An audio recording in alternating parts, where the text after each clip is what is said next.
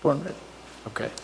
I'm calling this meeting of the Barrington Town Council to order at 7:18 p.m. The only member of the Town Council not present is Councillor Hearn, who is under the weather this evening, and we hope she's feeling better.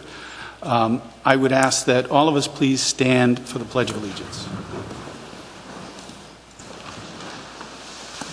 I pledge allegiance to the flag of the United States of America and to the republic for which it stands, one nation, under God, indivisible, with liberty and justice for all. Thank you. First item on our agenda is announcements, and I would ask our town manager, Jim Cunha, to take us through those. Thank you, Mr. President. Happy New Year to all. First announcement is Monday, January 20th is Martin Luther King Jr. Day, and all town offices will be closed that day. An addendum to the announcements is we're beginning our budget process, and on Tuesday, January 28th at 7 p.m. at the Barrington Middle School, the Budget Forecasting Committee will make a presentation to a joint meeting of the Town Council, the school and the School Committee, and the Committee on Appropriations. So that meeting begins at 7 on January 28th at the middle school.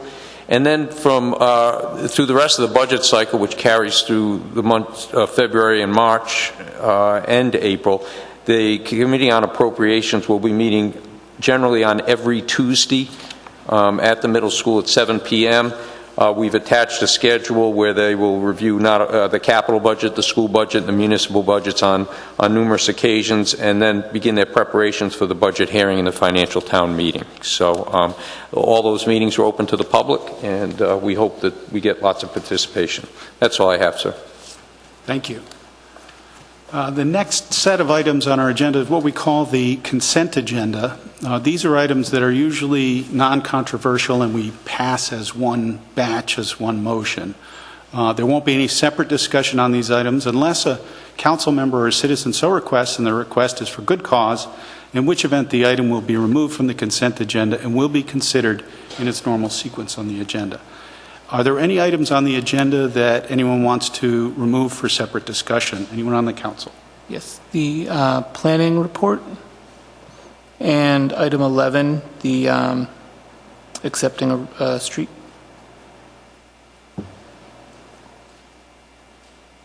Okay. I'd like to remove the police report and the DPW reports.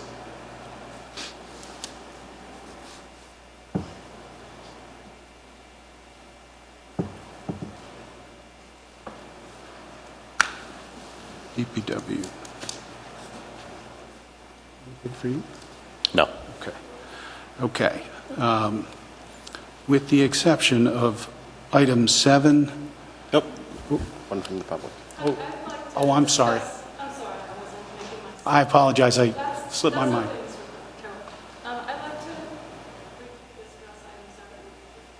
Right, that's already been pulled off. So we will discuss that. Anything else?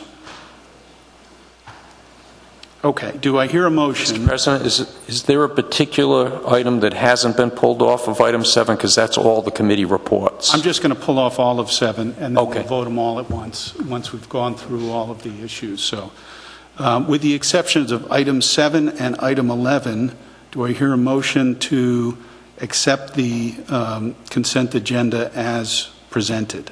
So moved. Second. Made and seconded. All those in favor? Aye. Any opposed?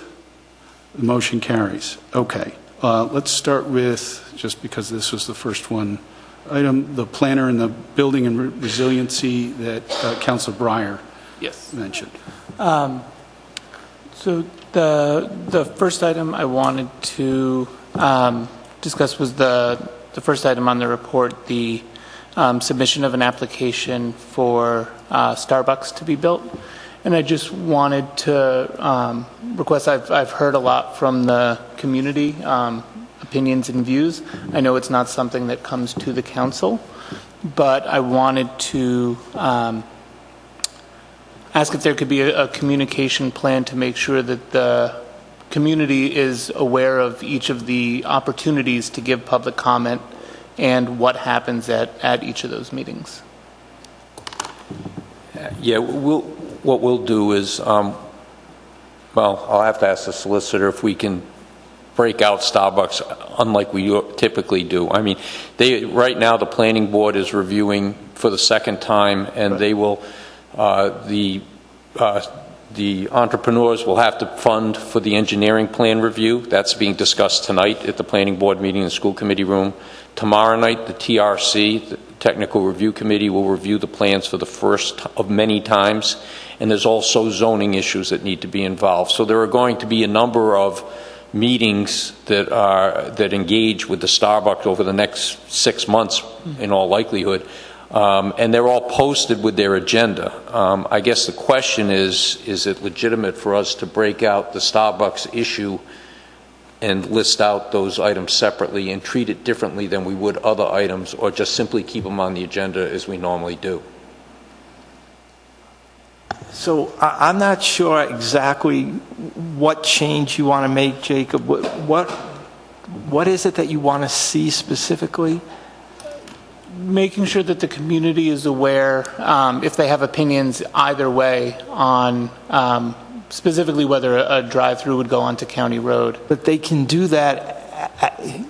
So that's not your decision as a council, unless you as a council decide to amend the zoning ordinance to permit, or, I mean, right, you know, you could amend the zoning ordinance, then it would come to you.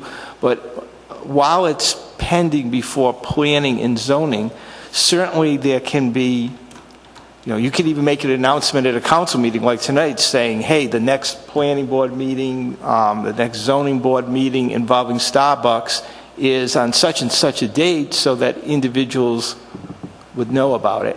When you say communication plan, yeah, that's what you mean. That's what I'm asking for. I'm not Right. I'm not saying how do we get it before the council. I'm saying I would like to ensure that because I've heard from a lot of people on this, just ensure that we take extra care to let people know when they can be heard officially on this issue, not by us, but by the planning board or the zoning board. Sure. And I believe the zoning and planning agendas are part of your packets, correct? Or no, you don't receive copies of those The agendas? applications? No. Not the applications, not the actual agenda. Only for the boards and commissions for which we're the liaison. So I'll receive the planning board, but not the TRC or the zoning. No, I understand. And I received zoning and... Well, maybe for the future, that's a policy decision. In many communities, the council gets the agendas for all the boards over which they appoint.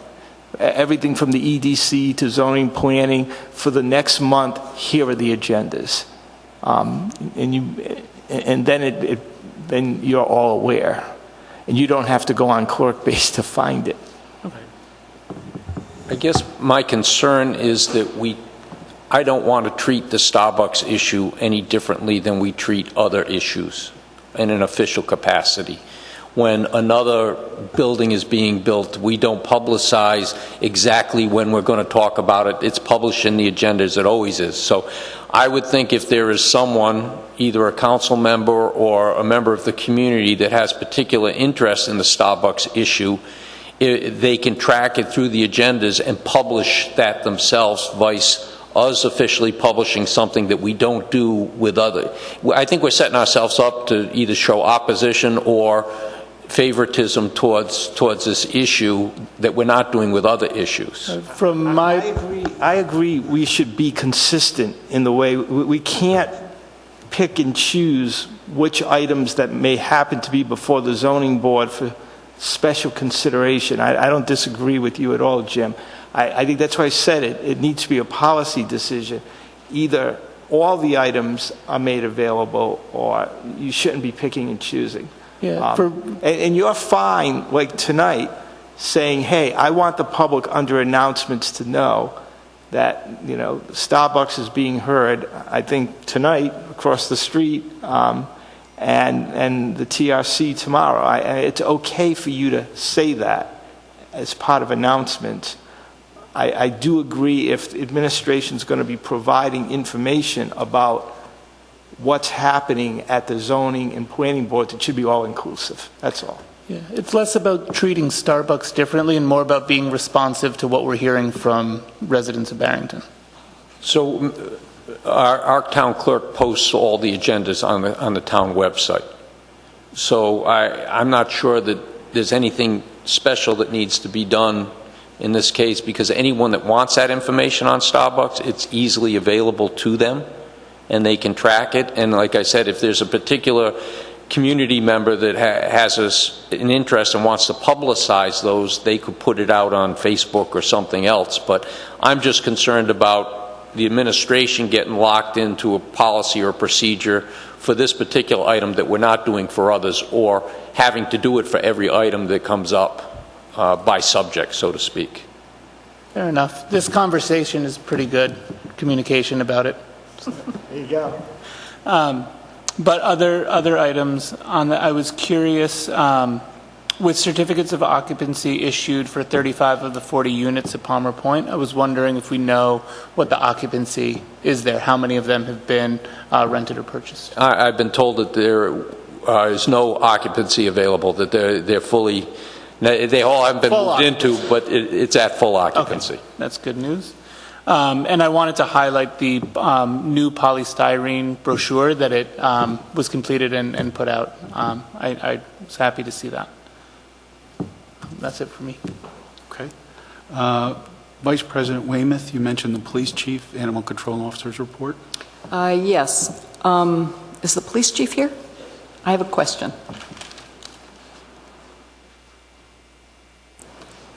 It's pretty simple. There are around a dozen members of the police force that took part in the nationwide initiative to raise money and awareness for a charity known as No Shave November. In the event you noticed police officers with facial hair not normally allowed, this was the reason. They raised approximately $1,150. What is that charity? Well, when it initially began, it was a cancer charity, and since it's changed through the years, each department picks their own charity, and the officers picked, I believe, Hasbro Children's Hospital. I think they donated the cancer research. Okay. Hasbro. Thank you. Right. It initially started as Movember, and it was for prostate cancer. For the it was probably 7 or 8 years ago. No, that. And now a lot of groups have adopted it. Is that I why just do you the have a whole. I beard? do the whole winter. It gets cold. I wondered if you got some Okay. extra money for that charity. The Public Works Director's report, Vice President Weymouth had a question Right. about that, or something you wanted to... I do have a question, and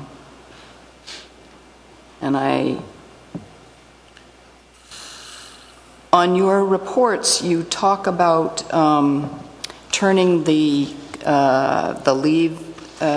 piles at Walker Farm, the compost leaves. I've noticed that seems to be on a monthly basis, and I was wondering, do those piles get turned every month, and is it all of the piles? We try to, yeah, especially in the fall, but it's also just to process the material, because the influx during October, November into Walker Farm, it's incredible how much leaves. Right. I mean, you've seen it. That was nearly empty back in this time last year, and it just fills right up. So we have to keep moving things around and shifting things. We still have a large pile of brush there, which we're going to hire a vendor next week to come in and grind that all up. That will also be turned in the piles, and we try to mix as much as we can into those piles to keep it, I want to say, cooking. How often do you do that? Exactly. I know it's at least monthly, but we try to do it even more frequently than that to let it cook. And then as the moisture, depending on moisture and whatnot, we'll try to move it around a little bit. Okay, that's good news. Do you have more? Yeah, I do. Not on that, if you Oh, want. I had a question on that. Yeah. Is the debris from just town property, or is it anybody in town can bring? Well, Walker Farm is closed right now as far as accepting more leaf debris. We're not picking up yard waste, as you know, we stopped. So right now we're not taking anything. But it is from all town properties and from the residents and everybody in town, so just within Barrington. And what is what do you do with the compost once it's cooked, once it's ready? Well, because it's a very raw a very raw compost. We don't screen it, we don't mulch, grind it up. We try to find local vendors that do that. And what we'll do is we'll provide free loading with our front end loader, and they'll take the material, but they have to process it themselves. And usually it's pretty good material, it just needs to go through screeners, and it's a labor-intensive process, but some of those landscape supply companies, they want to do it, or local farms, they'll come in and take some of the materials. And sometimes we even bring it to Johnston when we have to and use it as landfill cover if they need it. But we try not to do that because of the trucking reasons, so we try to find local vendors that'll take it for free. Okay. I do remember years back that it used to be offered to residents as compost, and there was some pretty good compost. Yeah. Why did that stop? We still leave some outside the gates. Every year we try to leave out a truckload. What we end up doing is we have a good relationship with the city of East Providence, and if you go by Forbes Street off of the trail, they have a compost site. That's a very large compost site. They have 2 full-time workers that run a screener during certain times of year, and they process the material. It's very fine, it's nice and broken down, and a lot of times we'll end up telling them, can we send a couple trucks over, and we'll grab it and we'll dump it outside the gate. Occasionally, if they don't have it available, because their screener's down, we'll have Frank, our operator, look in our piles and try to take out what's as good as it can, and we'll leave it outside. So we'll make an effort to leave some out during the spring again, and that way residents are free to take what they want. Okay. My other comment was, I asked several months back because you note how many trees were removed, I asked that you add to the report how many trees are planted per month.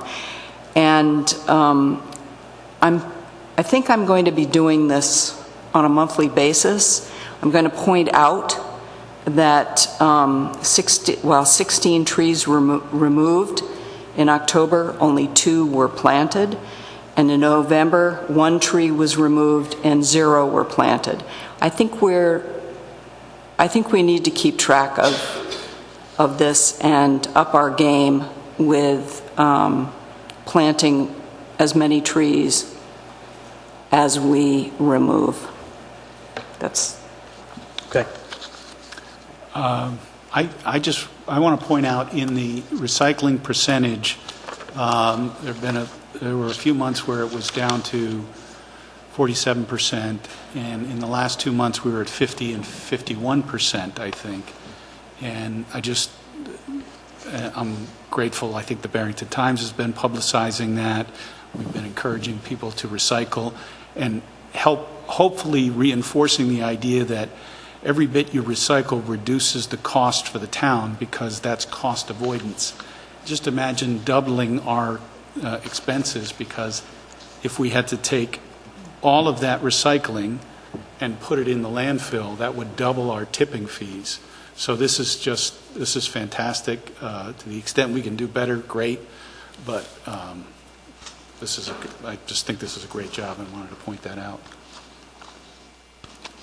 Anything else on the Public Works? Nope. Okay. Thank you. Thank you. Ma'am, you mentioned something in item 7 that you had a question about. If you want to come forward, you can raise that.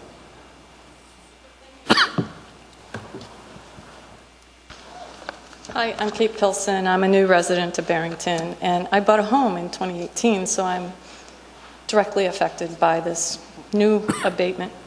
tax assessment policy. Ma'am, And I just wonder... Ma'am, excuse me, could you share your address with our town clerk for the record? It's 54 If you Markwood... could fill out that paper I left there, I was requested to put that paperwork there. Okay. Okay. 54 Markwood Drive. Okay. Like, across the street. In any case, first of all, I didn't quite hear why that agenda item was put off until the next meeting. Which agenda? I didn't hear why item 7 was... This is item 7. Oh, okay. I'm So we're sorry. I talking- thought it was removed from the...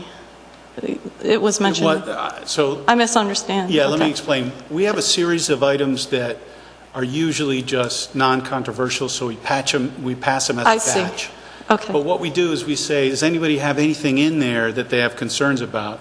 We pull them out, we pass the rest of them, and we talk about those individual ones. Oh, I see. And then we pass them. I misunderstood. Okay. Well, thank you very much for allowing me to speak. And I do want to comment that as a newcomer to Barrington, I'm extremely impressed with the level of services that the town provides, and very happy.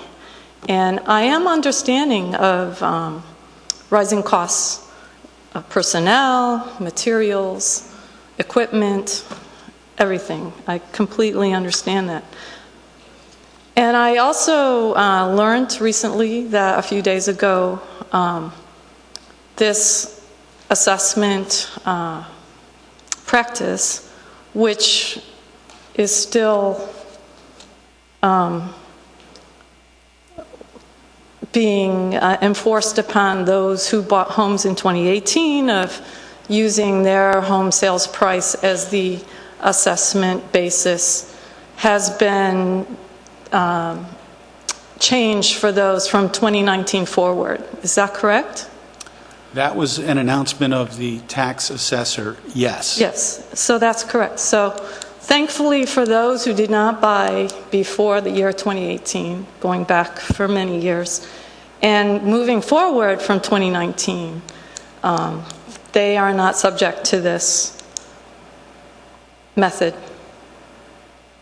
The valuation will not be based on the home sales price 2019 forward, is that correct? Not exactly Or is it true. under consideration still? It's a little bit more complicated than that. The issue, I think, had to do with a 3-year cycle. And so in this year, 2020, it's the revaluation year. So anybody who buys in this year, I presume the purchase price would certainly be taken into account and would change the value. That's the way that they look at it, is the market value of the home, and if the home sells for $100,000, then that's the market value of the home. The issue had to do with doing it in off years during a cycle. But you had a question, I guess, about the assessors? Well, my home was purchased in an off-cycle assessment year in 2018, and I don't understand how that would be okay to do, but in 2019 not okay to do. So, in any case, we can all agree that 300 plus people have been levied this new assessment. And it's questionable as to whether this practice will continue moving forward. Is that correct? And will my home be reassessed in 2020 along with everyone else's? Yes. Because that... Everyone's in the whole town will be. So in the statistical reevaluation year, which is 2020, the reevaluation firm comes in and they look at all the purchases over the last 3 years, purchases and sales, and then they statistically evaluate every home in town as to what its assessed value should be based on those purchase and sales over the last 3 years. So on December 31st of 2020, every home in town could technically be reassessed based on the statistics, up or down, depending on sales prices over the last 3 years. It's sort of complicated. Yeah, so your house, when the new revaluation, the statistical revaluation takes place, your house could go down in value or up in value. There's a formula that's used that takes into effect all of the purchases as opposed to just a single purchase.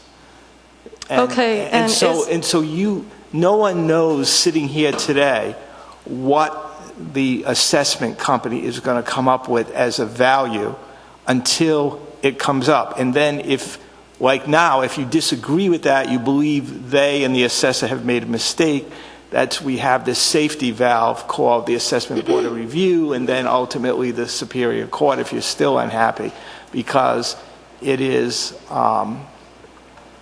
not perfect. It's not a perfect system, but it's the system we have all throughout Rhode Island. Every 3 years, everyone's home is looked at. I don't know if that helps you. It will be different going forward. Yes, that's news. I think to most citizens of Barrington. I think some of them saw that announcement this few days ago, yes, and they're going, phew.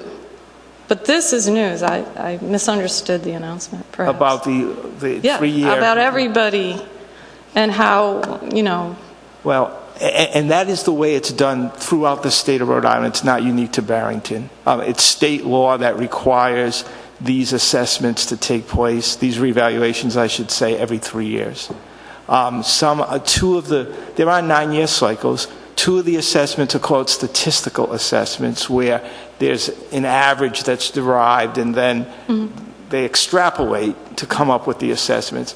And then on the third cycle, it is a full, where every single house is looked at individually.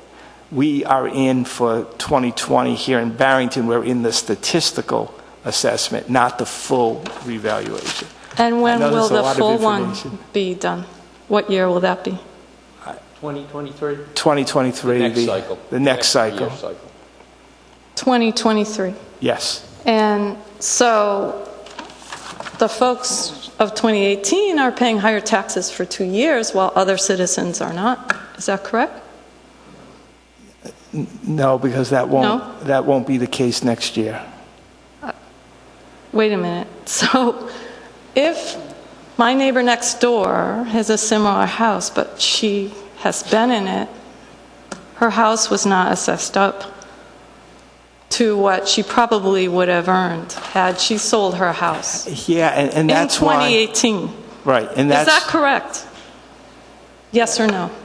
So if the house was not sold, there's no way of knowing what the real market value was, because no 2 houses are exactly the same. You have to have the same exact square footage in the yard, the same improvements inside or outside of the house. So that's why it's an inexact science, and there's this extrapolation. So in general, if you're on the same size lot, in the same zoning district, with the same type of house, in the same type of condition, with the same number of wooden floors, I could go on forever.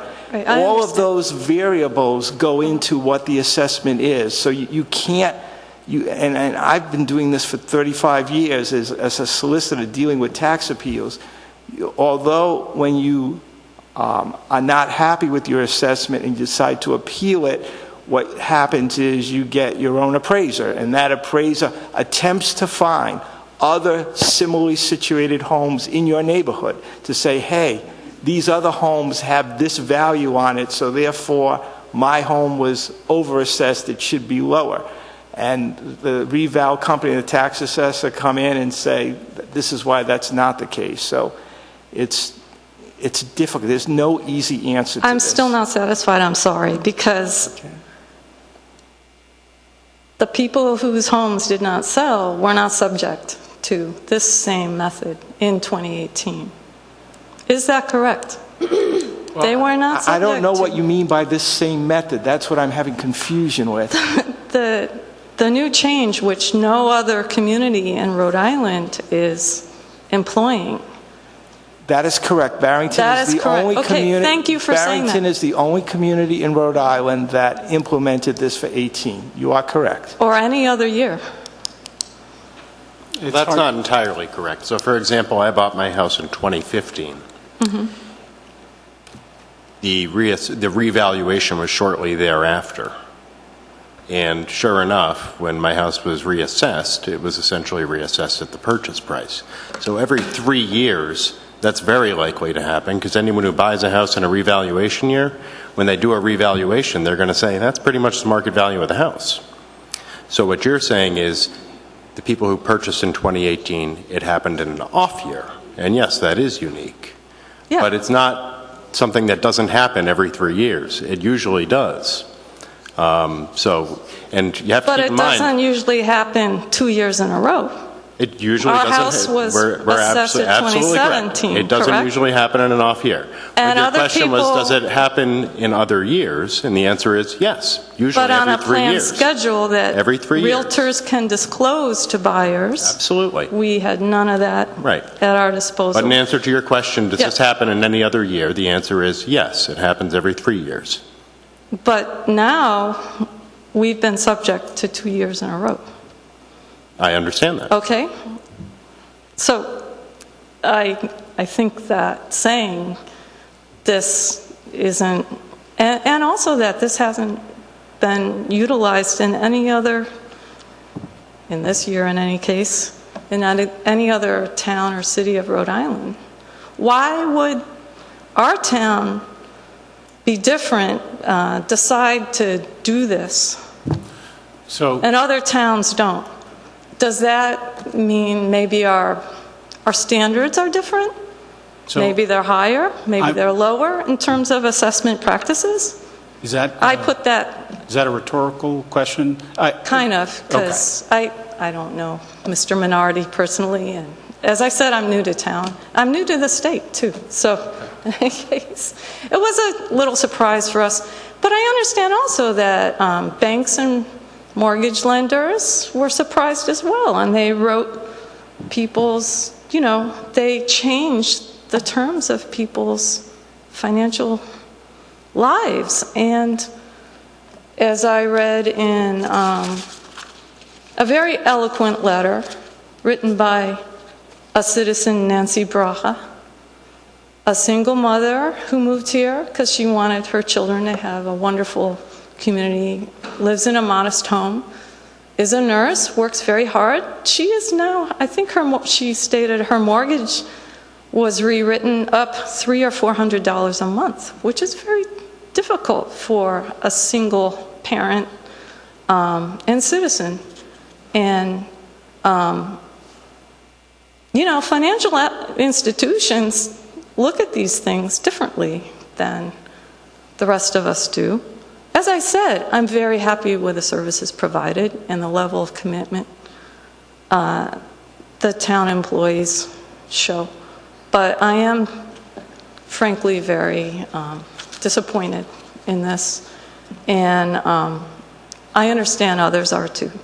And I look forward to being heard further. In any case, thank you very much for letting me speak. Thank you. Yep. Thank you. Thank you. The next item on our agenda was item 11. Could you just, you're still on the, I'm sorry. I was going to have you vote on the items. I was going to do 7 But you and didn't get to 11. number 11 yet, so sorry. Item 11, accept Fox Run Road, and that was Council Bryan. Oh, you have to recuse. I see. So let's do this. Do I hear a motion to accept item 7 as presented? So moved. So moved. Second. Made and seconded. All those in favor? Aye. Any opposed? The motion carries. Okay. Next item is item 11. Any questions on that? Do I hear a motion to accept Fox Run Road as a street in the town of Barrington? So moved. Is there a second? While we have it off the consent agenda, just out of curiosity, what kind of diligence do we do before we accept the road? Is it inspected all the way through? Is there someone who can kind of answer that? Everything's up to snuff? We're not going to find a drainage problem in a year? Or? The Public Works Director and the Town Planner both, and they have an engineering firm, Waterman Engineering, that presents, the finalized plan to make sure that it has followed all the planning requirements for that particular piece of property before they'll accept any road. Okay, so before it came to us, all of these boxes are All the checked? blocks have been checked. And is that, do we have as-built from them? Is that what happens? Okay. Sorry. So will you second? Second. Made and seconded. All those in favor? Aye. Any opposed? And one recusal. The motion carries. Thank you. Councilor Breyer. Okay. Got to stay in earshot.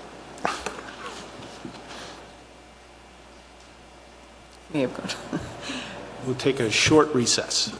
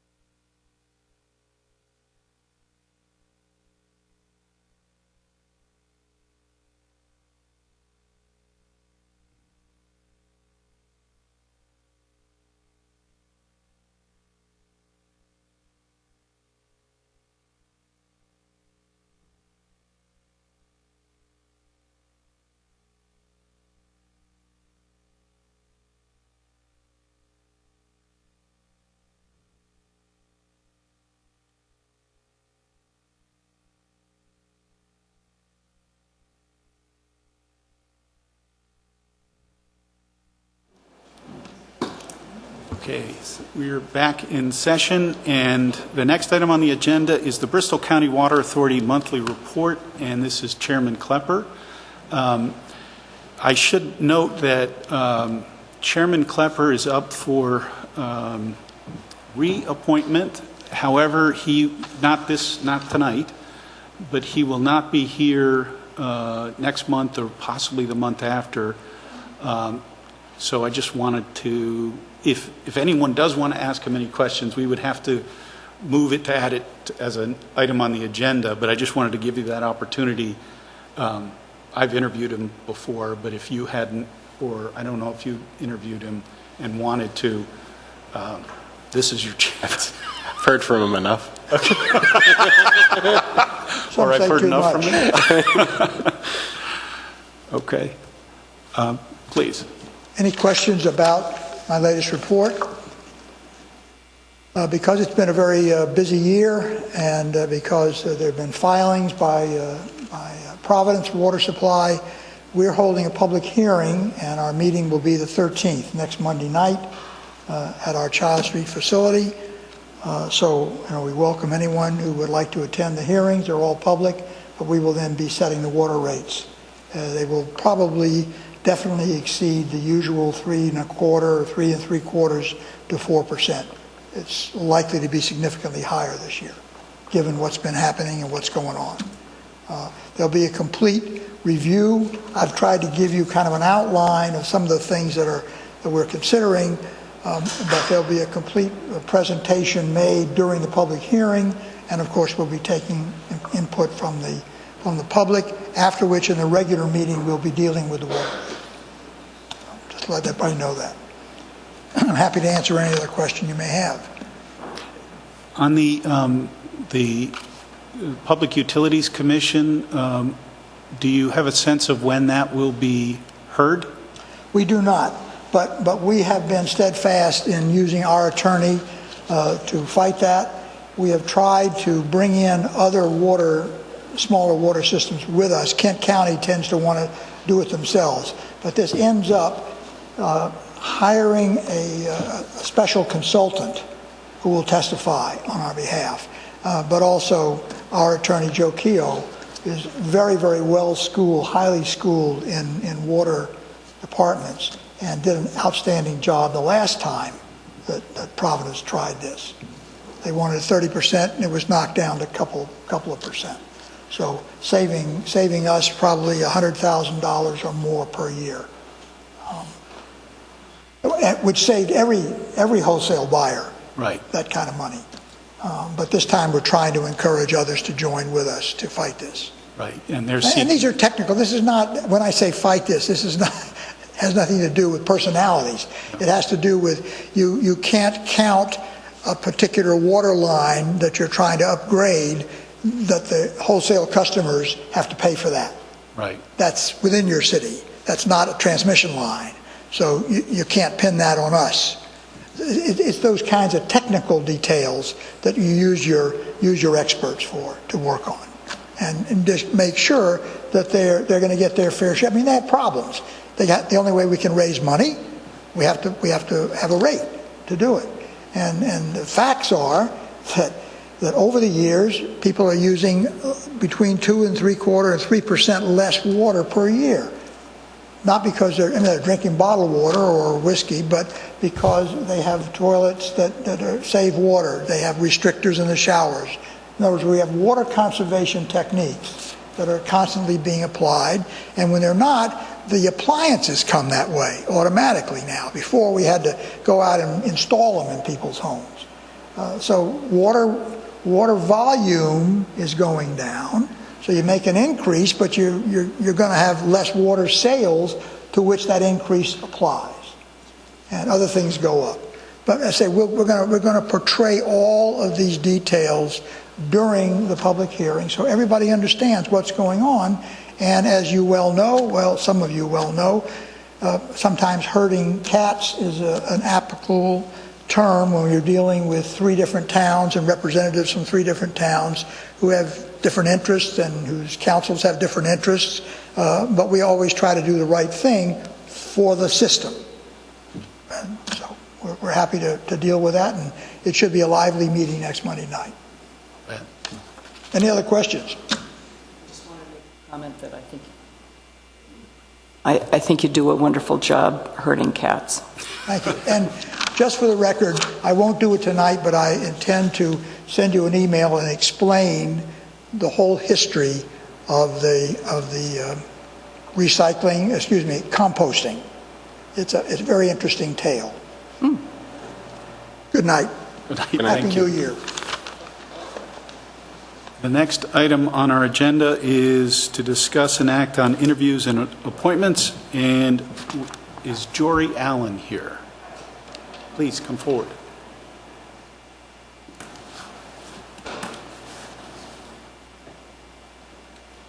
Thank you for coming tonight, and thank you for your interest in serving on the Conservation Commission. Can you tell us a little about yourself and what you hope to bring to the Commission? Well, I'm actually newly retired. I'm a relatively recent new citizen of Barrington. I moved here. My neighbors think I'm a newcomer, but I've been there 5.5 years. And I began working. My professional career, I was a adjunct faculty member at local universities, and I retired from Roger Williams.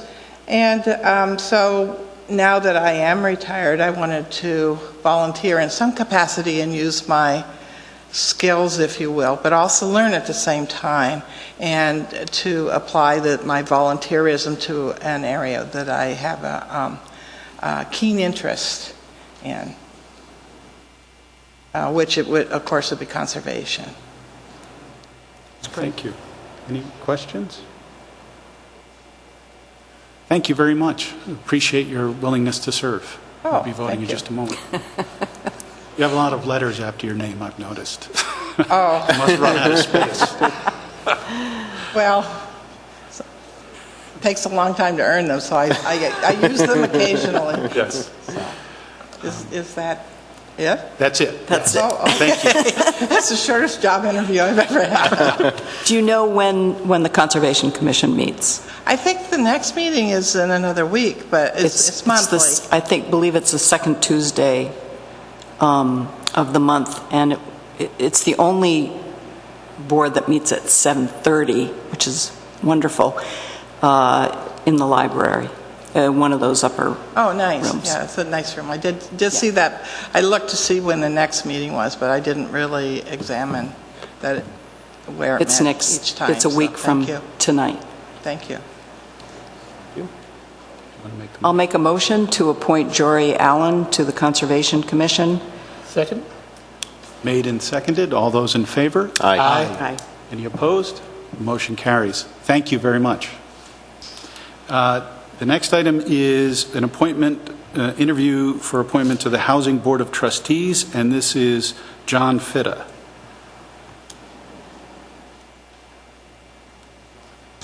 Good evening, Mr. Fitta. Good evening. Thank you for coming in tonight. Could you You're welcome. tell us a little about yourself and what you hope to bring to the Housing Board? Well, I wanted to ask a question first, and I want to know what the basically the alternate does with respect to this housing committee.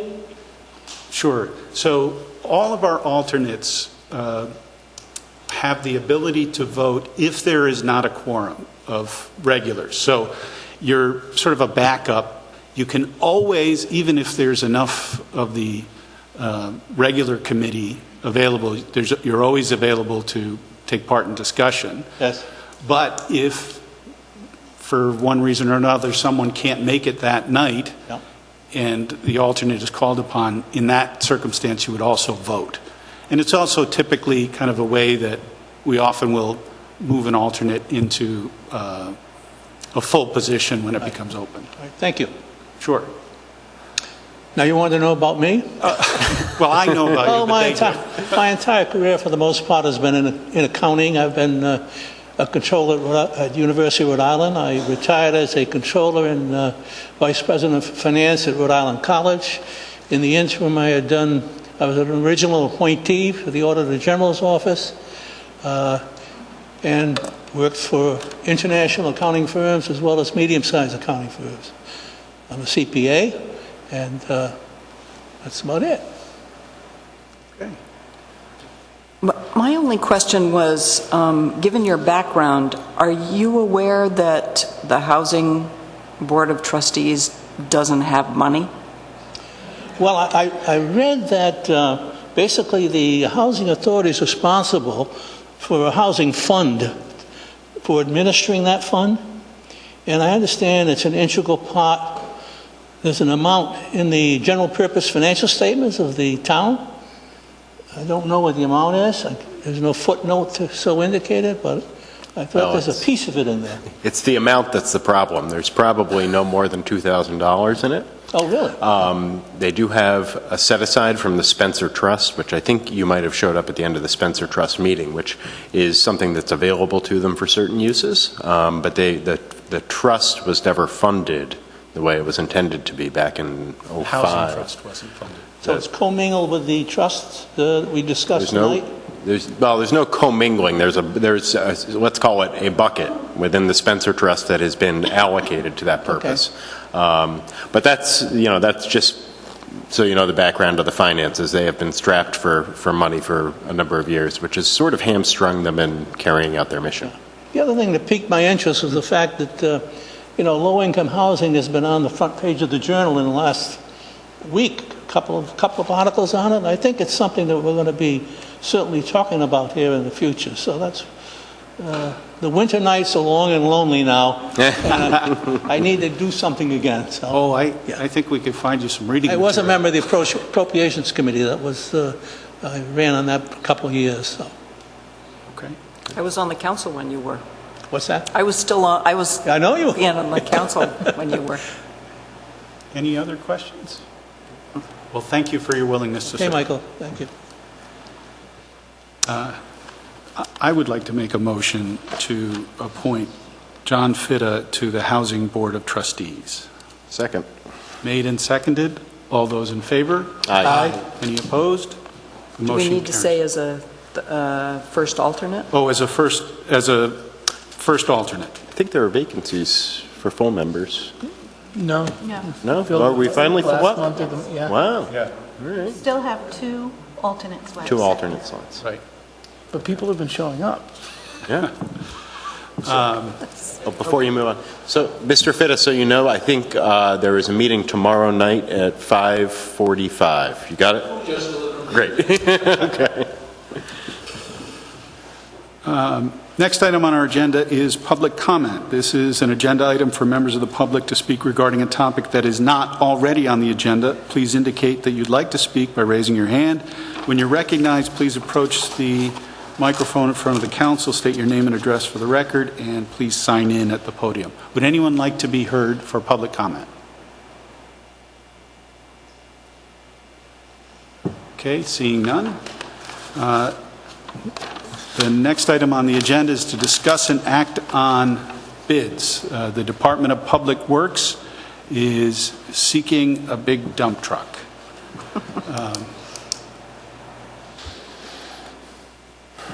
Director Corby.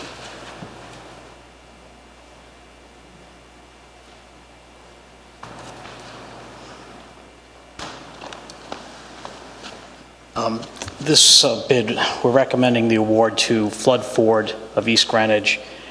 They were the only responsive bid. We did receive one other bid from Gervais Ford up in Ayer, Mass. They overnighted it, but as you remember, there was problems with deliveries just before Christmas. The package was delayed by a couple days. Once we opened the bid, they were off by $233, so the bids were very good. They're neck and neck. But for all intents and purposes, Flood Ford would rather, it's a local business, so if we have a warranty issue or an issue with the vehicle, it's easier for service instead of Ayer, Mass, which is up near New Hampshire, so it's a little more convenient.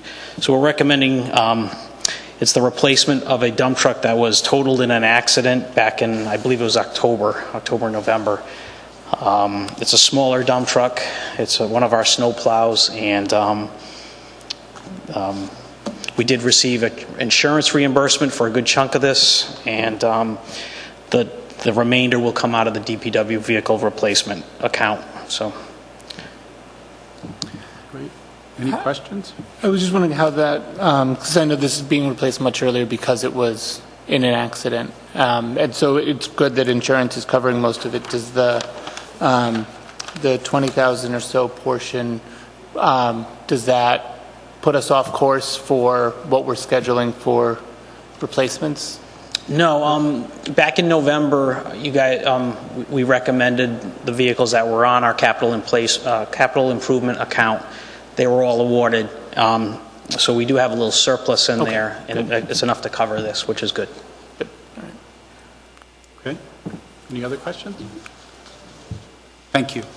I'll make a motion to award the bid for a 2020 16,500 GVW dump truck to Flood Ford, which is where I have got my vehicle, 2545 South County Trail, East Greenwich, Rhode Island, in the amount of $73,850 to come from the DPW Equipment Replacement Capital Reserve account. Second. Motion been made and seconded. All those in favor? Aye. Aye. Any opposed? The motion carries. Thank you. Thank you. The next bids are from the Planning Department. Director Hervey. First one is for resiliency plan for Bay Spring.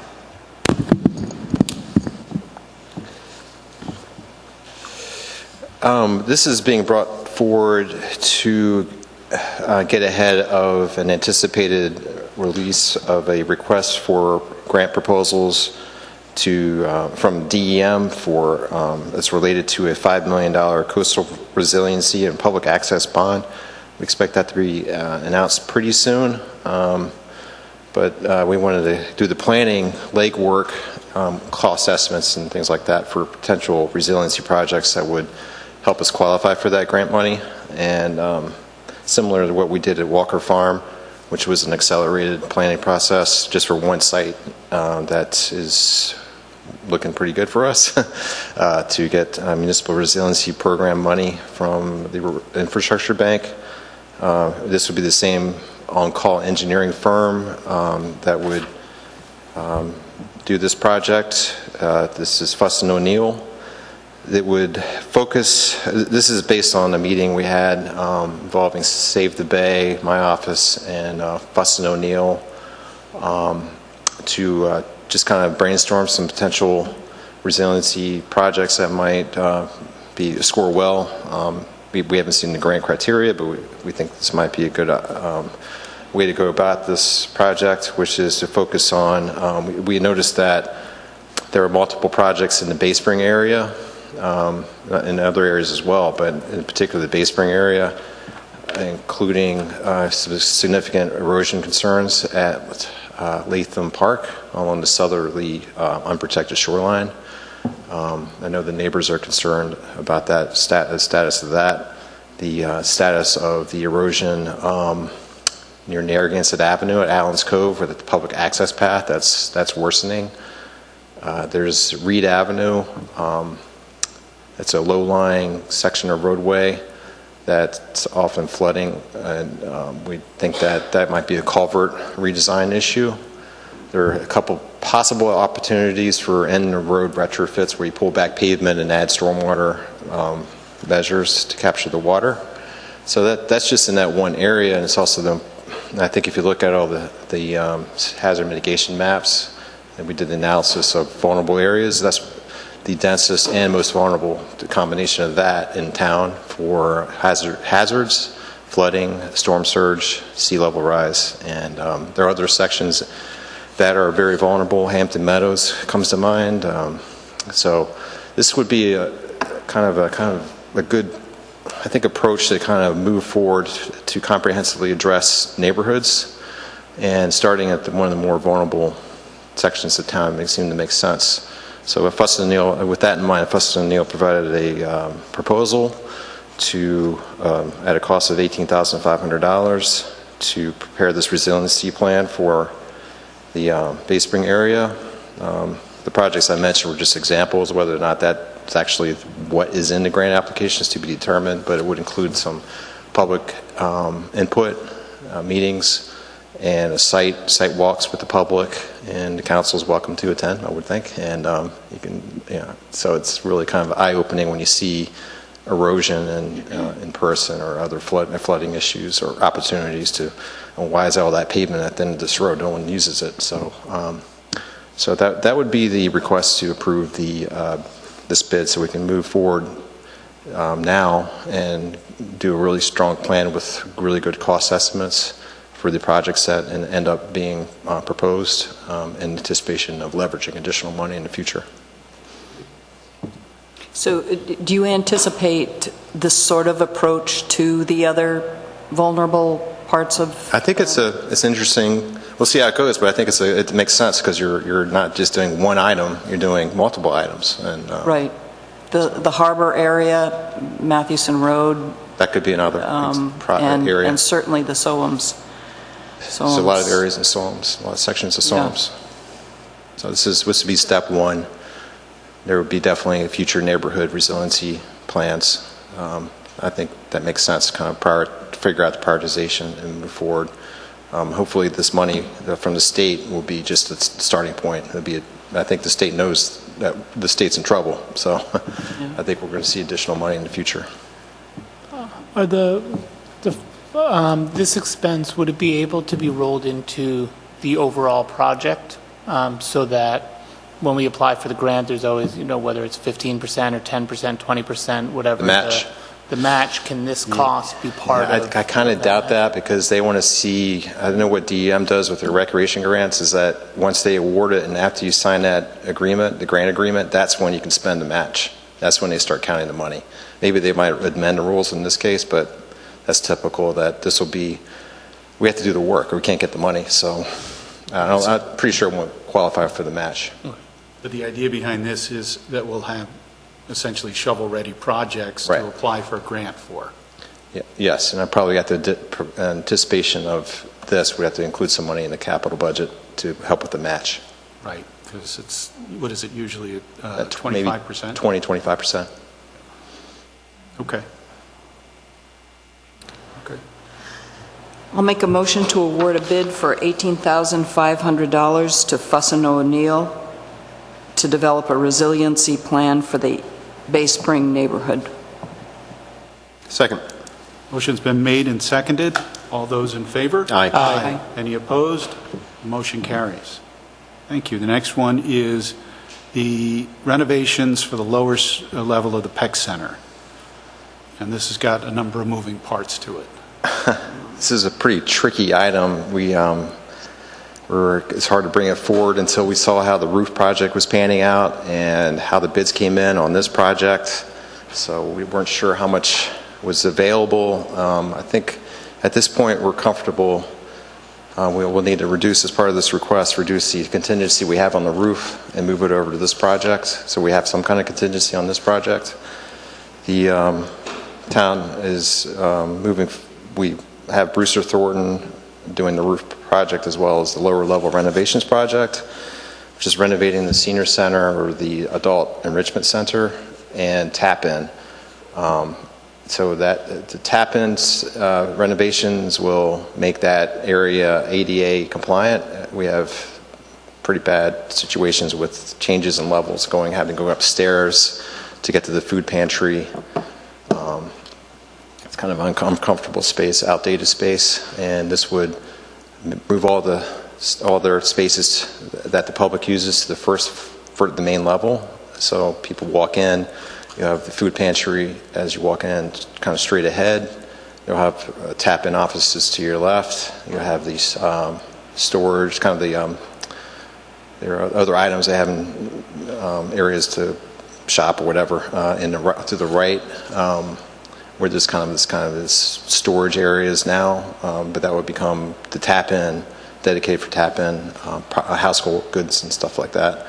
And a little further past that is the new relocated book storage for the Friends of the Library. So they'll have probably a little bit more space than what they have now, and it will be in a more convenient spot, which is near that back door for unloading and loading. So those renovations, that's the tap-in kind of, and we're also improving the front entrance. It'll be more energy efficient and more comfortable for users and the volunteers that use that space. Seeing the senior center, one issue, that'd be a full renovation. We're going to improve the gallery. Would be a nice entrance at the elevator, and the gallery, the hallway would become kind of a gallery entryway, and there'll be new. The bathrooms will be accessible off that gallery. They'll be ADA compliant. Now when we go into the main senior center, will be a complete reconfiguration. The offices will move to two offices. There will be a group of 2 offices and a reception in one area, and then another office across the hall. There will be a new main gallery area with a little gathering area off to the back wall. Be a new kind of lounge kind of area with the fireplace, and there will be a new multi-purpose room to the or near where that back entry is now. There'll be a new kind of multi-purpose room there, and so that will include a new floor, which is, we have a problem now with kind of unevenness of that floor, and that's the problem when you have people that might be shuffling their feet. So this will make that safer. You have improved lighting, and be much more aesthetically pleasing space for the users of the senior center. I don't know how many. It's all kind of detailed out, and the plans themselves are extremely detailed. And I don't know if you have any questions. There's heat. There's HVAC work, sprinklers, things like that. And there's minimal work in the kitchen. There'll be a double bay sink, but we will not be putting in a dishwasher unless we have enough money toward the end of the project to add that back in. So, do you have any questions about that? That's kind of a general overview of. That's my question. My big question is the commercial dishwasher with the polystyrene ban. The senior center has moved forward to providing meals on reusable coffee cups, and the fact that there's no way to clean those is a big concern, I think, and will be a big concern for the Senior Services Board. That could be added as we determine the availability of the contingency toward the end, because it's something that's not vital at the beginning of the project. It's an addable expense toward the end of the project. But we need to provide some kind of ability to make change orders if they discover something when they take down the ceiling, for example. It could be something up there that we don't know about. So there's hidden costs in any project. So, but that was a bigger item. We tried to negotiate with the three lowest bidders. That was one of the bigger items, and it's $5,000. Right. But the good news is it's also only $5,000, which is, and there's a $40,000 or so contingency, so it's possible to put it back in toward the end. Or you can get grant money, or maybe the Friends of the Senior Center can help pay for that. It just was disappointing to see that specifically removed from the list. It's hard to find significant items to get some kind of contingency out of this project. The numbers are so tight between the two projects. But it seems like that's something that could be added toward the end. I certainly hope so. And am I right that the $19,000 environmental issues, that wasn't part of the bond, that's from a different funding source? That would be a capital reserve account for environmental issues. That's the cost of the boiler removal and asbestos abatement for that particular piece of the project. Right. So, okay, so that's additional money beyond the bond money. Right. That's where we identified the specific costs related to kind of environmental issues that would qualify for that funding. So that's how we also were able to provide some contingency, project contingency. Okay. So the three lowest bidders were Coletta Contracting of Pawtucket, Tower Construction of Cranston, and J.J. Cardosi of Riverside. Those are the three lowest bidders. Coletta was $99,150. Tower was $1,024,000. J.J. Cardosi was $1,067,600. So with those three lowest bidders, we invited them to respond to providing costs to deduct specific items. And in doing so, we have identified or recommended a series of items for deductions.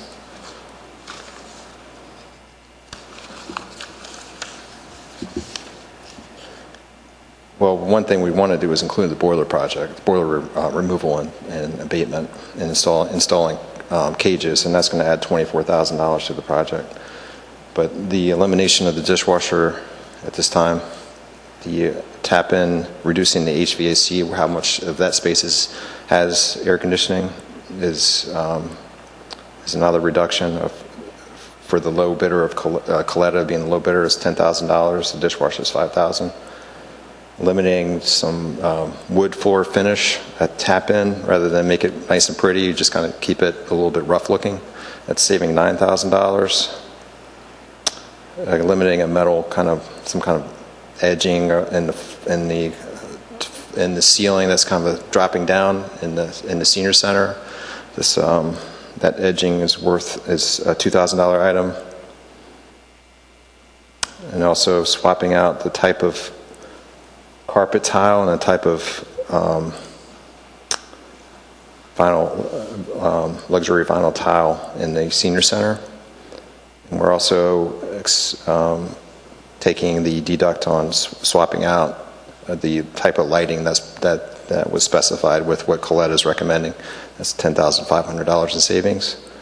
So after factoring all those moving parts, you end up with a total bid of $984,925 for Coletta, and comparable to that is $1,035,451 for Tower, and $1,035,400 for Cardosi. So Coletta is the lowest bidder, and that's the recommended number, and a 3.9% contingency to go along with that. And as part of this motion, which is on page 1 of my memo, is that you would reduce the Peck Center roof project contingency to $30,000 and authorize $19,140 from the environmental issues CR account.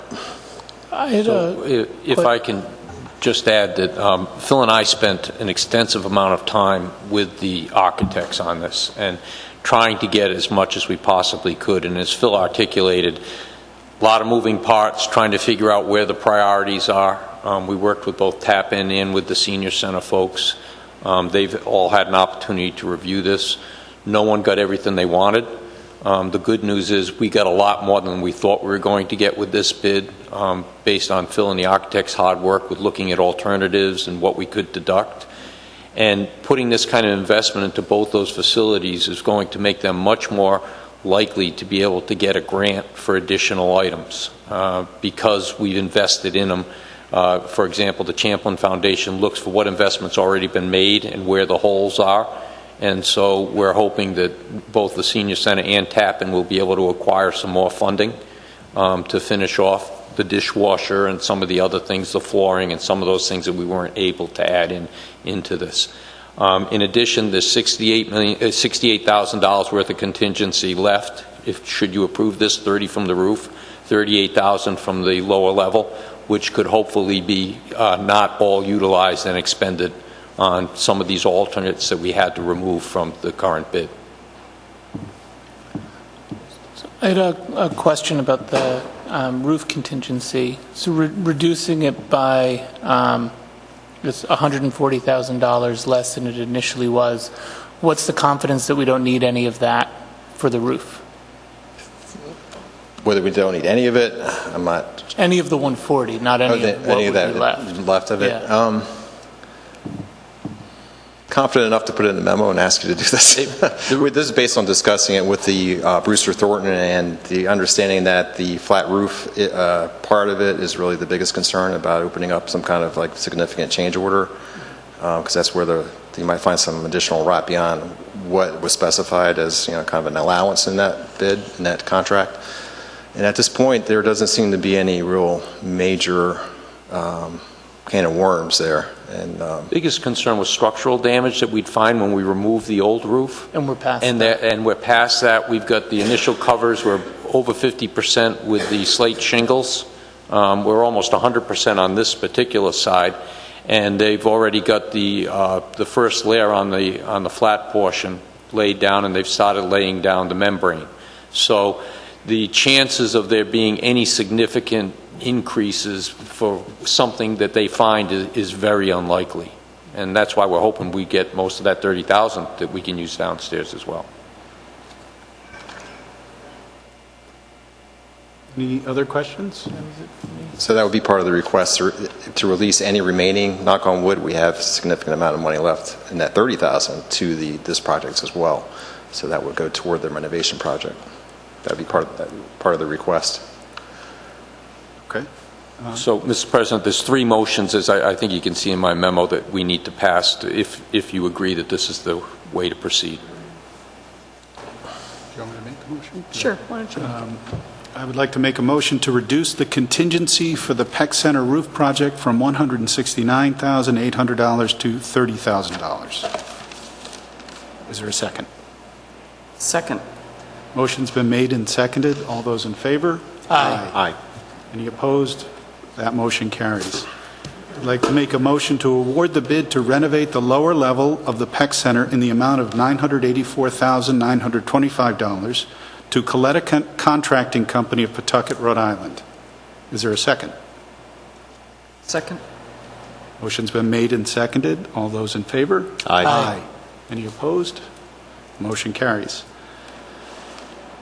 I'll make a motion to authorize $19,140 from the Environmental Issues Capital Reserve account for removal of the boilers and asbestos abatement. Second. Made and seconded. All those in favor? Aye. Aye. Any opposed? That motion carries. Thank you. I just have one more request. I don't know, I didn't hear the 3.9% contingency that's established and the authorization to release the any remaining roof contingency to the renovation project. I don't know if that, maybe I missed it, but. So the.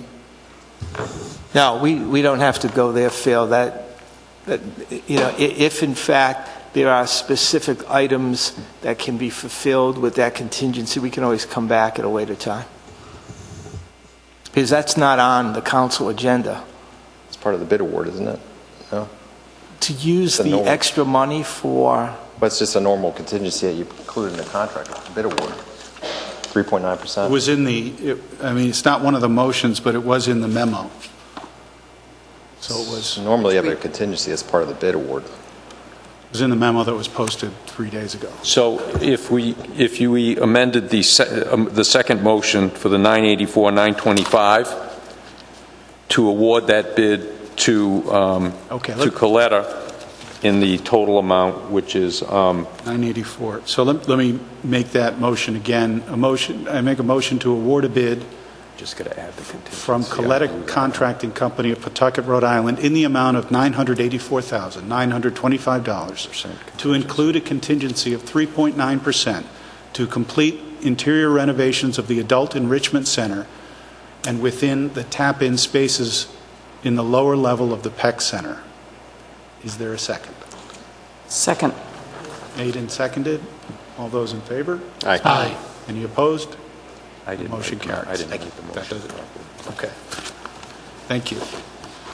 Next item on our agenda is to discuss and act on ordinances, and I am opening the public hearing into the first ordinance, which is 2019-26, an ordinance amendment to Chapter 67-20, apiaries, or bees. For folks who aren't familiar with this, we had an odd situation where there are a lot of people in town who are beekeepers, and it turns out that that's not actually permitted under our ordinances because bees are considered livestock and can't be raised in Barrington. So we asked, and Vice President Weymouth and the Conservation Commission put together an ordinance for this along with our solicitor. Any questions on that ordinance? Have the audience members had the opportunity to see read the ordinance? Okay. Yes. It was the same as was recommended by the Conservation Commission. The solicitor has made a couple of suggestions. Because it is not considered a zoning ordinance, to strike zoning ordinance from the title. So it would read an ordinance amending the ordinances of the town of Barrington Chapter 67 animals. And in the middle of the first paragraph, I noticed Property instead of property. it's properly located, not property located. So, Mary, you have that first one, which is just to the title? Yes. And then properly located and carefully managed and maintained, the town allows such use, period. Or no, use when in accordance with this section. So as an accessory use in all zoning districts only is struck as well. And the reason I recommended that is we're not, as Kate said at the beginning, we're not amending the zoning ordinance here. That's a whole different process. It requires a different approach. And when you start talking about an accessory use in zoning districts, you're back to the zoning ordinance. So you really don't need that language. Anyhow, it'll still do exactly what you want it to do without saying that. So that's why I'm recommending you strike that language there, because it'll then read, the town allows such use when in accordance with this section, et cetera, et cetera. So you're covered. None of which changes the intent of the ordinance. Kate? Yes. So property is properly. Yeah. And could you just repeat where I'm striking from? The What town word? allows such use as an accessory use in all zoning districts only. Okay, I have it.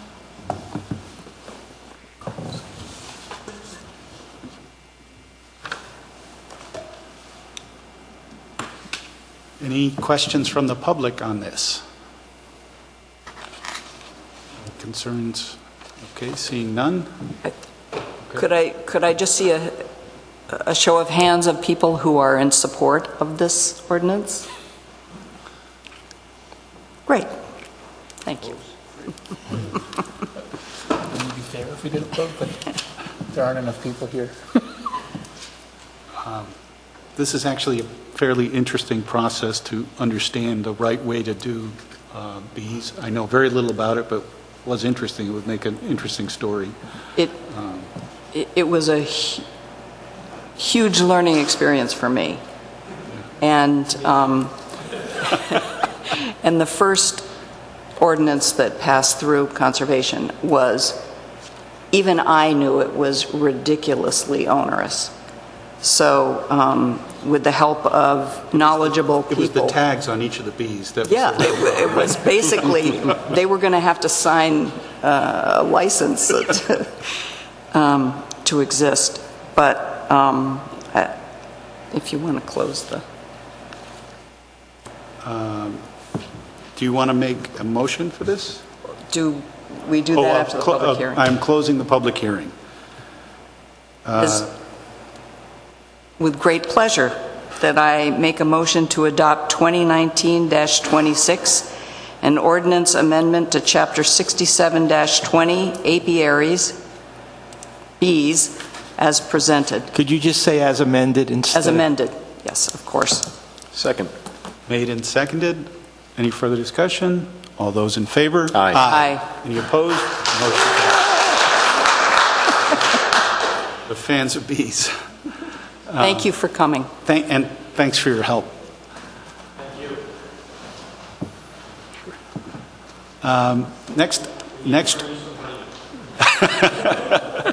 Next item is I'm opening the public hearing for ordinance 2019-27, an ordinance amendment to Chapter 69, athletic and recreational facilities, and 134, park and recreation, banning tobacco products. Councilor Breyer, did you want to take us through this? This was...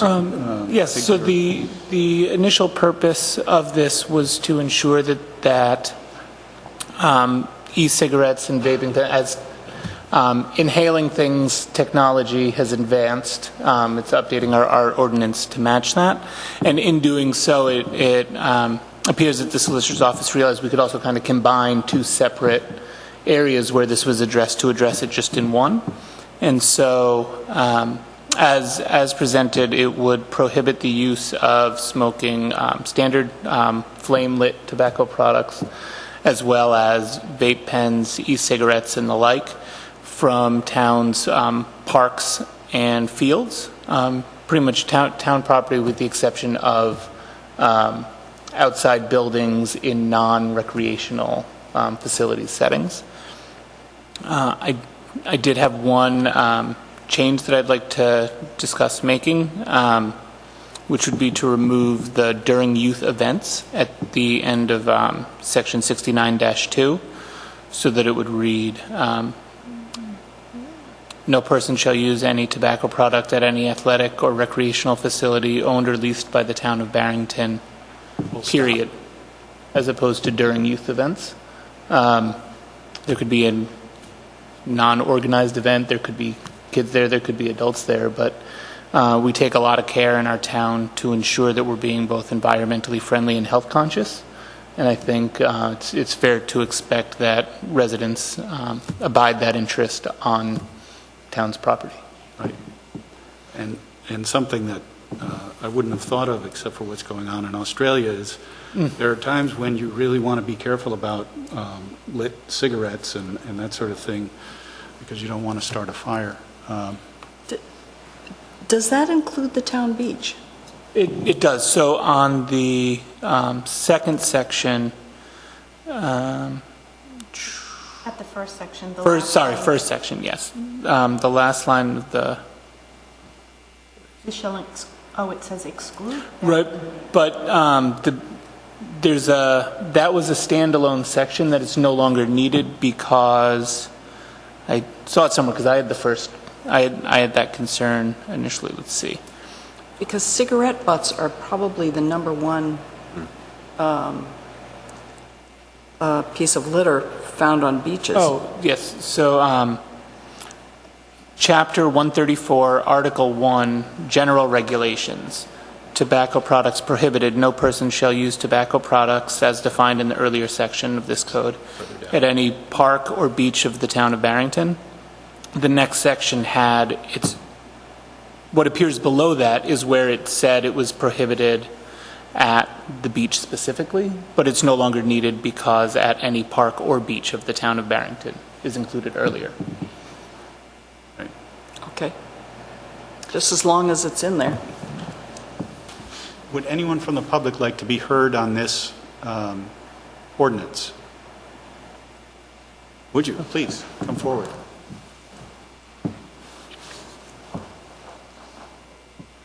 Kate Pilson again, 54 Markwood Drive.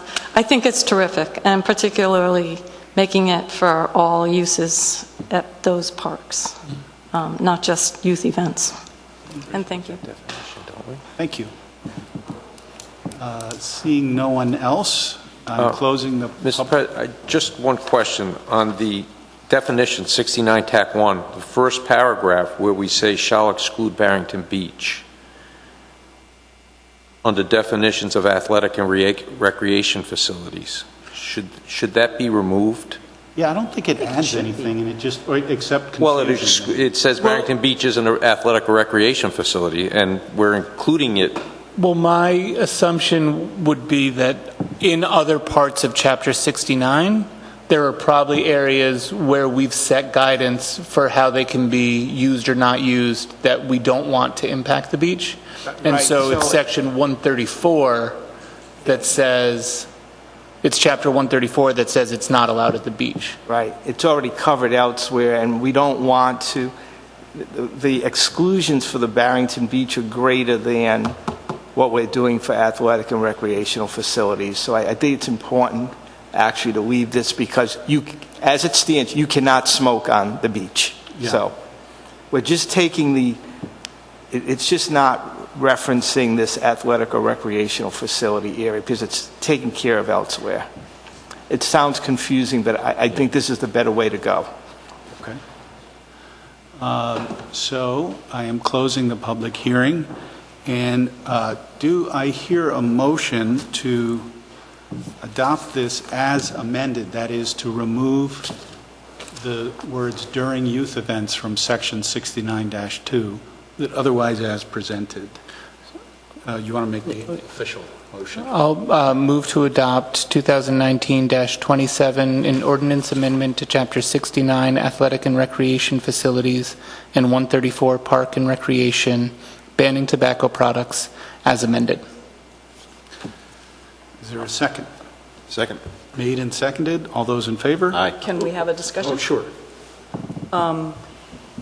By keeping that in, do we open, by keeping, just let me ask my question. Yeah, go ahead.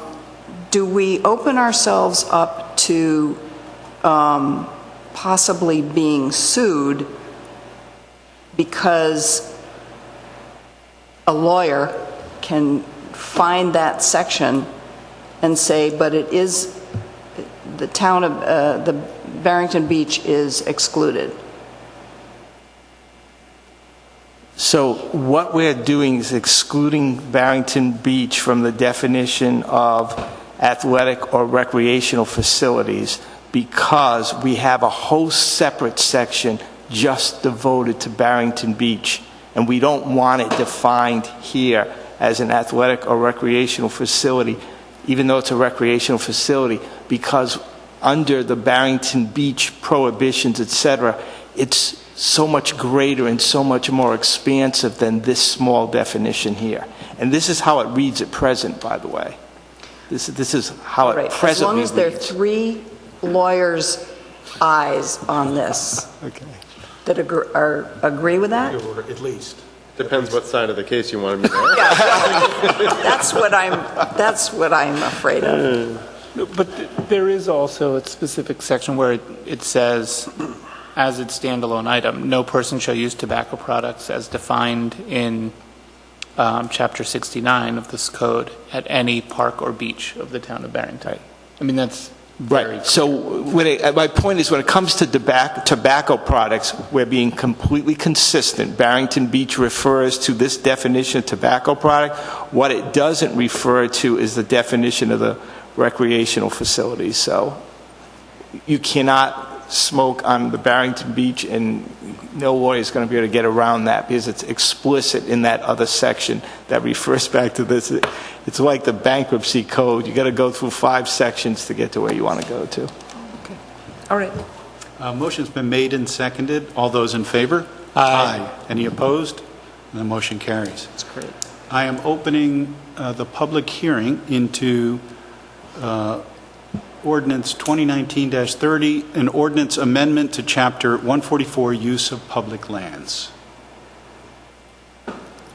So this came up with the George Street property when Councilor Boyajian wanted to make sure that it was included on the conservation lands. And then we went in and we found out that the matrix hadn't been updated in years, and there was misspellings and there was misdesignations. So what you see in the Exhibit A Land Use Index is an update that reflects all the additional properties that were not previously listed. And you can see those changes are either crossed out or underlined where they've been added or moved. For example, Bay Spring Community Center play lot was moved from a play field to a playground. It just really clarifies things better and adds things such as Soames Road Practice Field, Lincoln Avenue Athletic Field, the Divine Vargas Conservation Land that weren't previously listed before that are now listed in here. In addition, there's a map that was updated that better reflects where all those pieces of property are located. So it's really just a general revision and update of the previous index.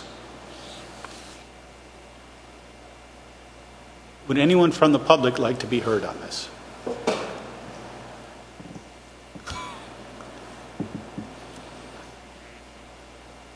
Anyone from the council? Any questions or concerns? No? I am closing the public hearing, and I will entertain a motion. I'll make a motion to adopt 2019-29, an ordinance amendment to Chapter 144, Use of Public Land, Exhibit A, Town of Barrington Land Use Index, and Exhibit A-1, Town of Barrington Conservation Areas Map as presented. Second. Made and seconded. All those in favor? Aye. Aye. Any opposed?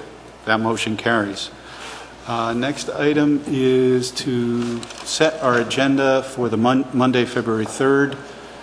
We do have the swearing in of the Barrington police officer, who is now at the academy and I guess finishing up. He graduated and he's out on the road in field training. Oh, that's great. So that would be where you have 2 officers in one vehicle. Reagan Jeffries is his name. Okay. And the other one is proposed charter changes. This is where, we've talked about this before, we have an opportunity as an election coming up, rather than hitting people with 20, 30 plus ordinance changes, that we try to, every election, get just 3 hits so that we don't overwhelm the voters and we're addressing these things. We also talked about, I think at our agenda meeting, the question of whether and to what extent we can change things that are sort of scrivener errors. And I understand you can, like if it's a misspelling, you can certainly correct that without an ordinance change, right? That's correct, absolutely. Scrivener's errors can be corrected by the clerk's department. So a question I have is, as I've been reviewing it and trying to get through it, there's a lot of sections where there was a change. For example, we took a board or commission and we separated their appointments so that we had them, over. And it says in 1986 we will appoint 2, and then in 1988 we will appoint 3, and then continue on. Can those be removed without, since it doesn't change what the ordinance says, it just removes the outdated dates that talk about when it's going to be enacted? but the content of that paragraph doesn't change at all. It just removes something that's no longer necessary. Can you and I The cemetery one? go over those? Yeah. I want to, let me take a look in context before I Okay. advise you on that. Okay. But there are an awful lot of those things in there that time has just passed them by, and they're not pertinent anymore, so maybe we can get rid of those without. Those would be beyond Scrivener's errors, but Right. maybe we can do that. Yeah, I would, my preference would be to try to address more substantive things, and it's really, really easy to get a kind of mission creep and say, well, we might as well just clean up all of those, so we'll just add those. But I think they distract from the voter, and then the ones that you really need to say, okay, this is a change. For example, one of the changes that we've talked about, and I think we'll probably talk about next month, is language regarding motions at the financial town meeting. We've all looked at that, and we've all gotten a headache from trying to understand it. And there must be a simpler way to say that, a clearer, more succinct way to say that. And if we can come up with that, every time that comes up, Mary's got kind of a cheat sheet that she had an analysis done years ago by probably somebody in Mike's office who's long since retired, and uses that cheat sheet to explain to someone who comes in, what do I have to do, and there are different kinds of motions and different deadlines. So if we can make that simpler or clearer, then I think that would be a worthy goal. But, you know, there may be other areas of the ordinances that we want to change. I just like to keep it to 3 because I don't want to overwhelm the voters. Are we permitted to have a charter change referendum at the presidential primary? No? General election. Has to be a general or special election, not a primary, yeah. Oh, because unaffiliated voters can't vote. Yeah, that makes sense. It's too bad. Mr. President, 2 other things I think we need to add is we need to reduce the BL licenses. The table did not renew their license, and so we don't want to leave that open license, so we can introduce that. Closed, right? Did they close? Well, he is closed as an operational restaurant. There may be some catering still being done. I think he's still trying to sort that out, but it's no longer operating as a restaurant. It's a good restaurant. And no longer needs a liquor license. And the 4th thing would be the Meals on Wheels allocation from the contingency fund. Great. If anyone has anything else, or if at any time during the month you have anything else, just let me know and we'll put it on. Yeah, one more thing to Kate's point, tree planting. Yeah.